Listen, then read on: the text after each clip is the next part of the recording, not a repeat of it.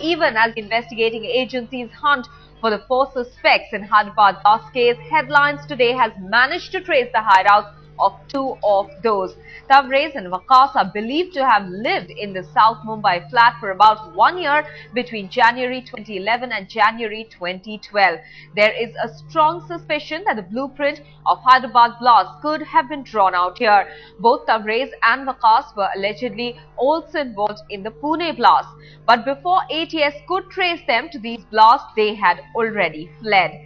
The ATS had announced a bounty of 10 lakh rupees on each of their heads. Sources say the ATS received around 300 calls offering information, including from a source in Hyderabad who claimed to have seen both Tabrez and Waqas in the city. But Maharashtra ATS allegedly failed to share this input with their counterparts in Andhra Pradesh. This episode has again highlighted the lacunae in the intelligence sharing and timely action.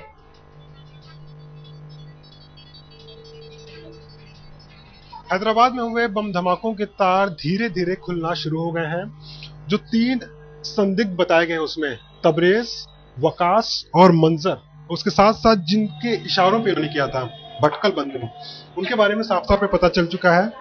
लेकिन उसमें से जो दो आदमी थे तबरेज और वकास, उनके बारे में जो जानकारी मिली है महाराष्ट्र एटीएस को और उसके साथ साथ जो तमाम सुरक्षा एजेंसियां हैं वो चौंकाने वाली है।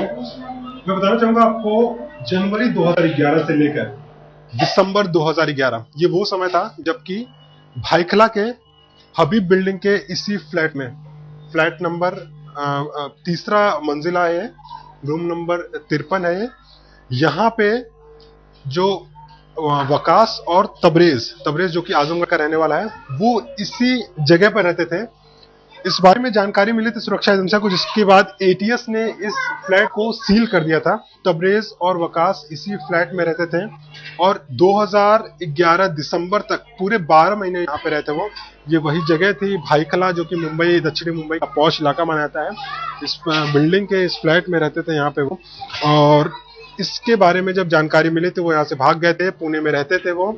फिलहाल आज की तारीख में एब्सकॉन्डिंग है कई बम धमाकों के, चाहे वो जर्मन बेकरी हो, पुणे ब्लास्ट हो, या फिर जो हैदराबाद में ब्लास्ट हुआ, या फिर साथ को मुंबई के धमाके, इस सब में वो वांटेड है।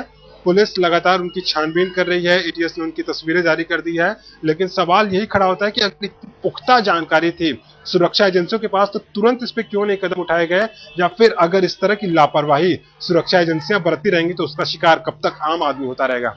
कैमरामैन मंगेश आमरे के साथ मुनीश पांडे, मुंबई, आज तक।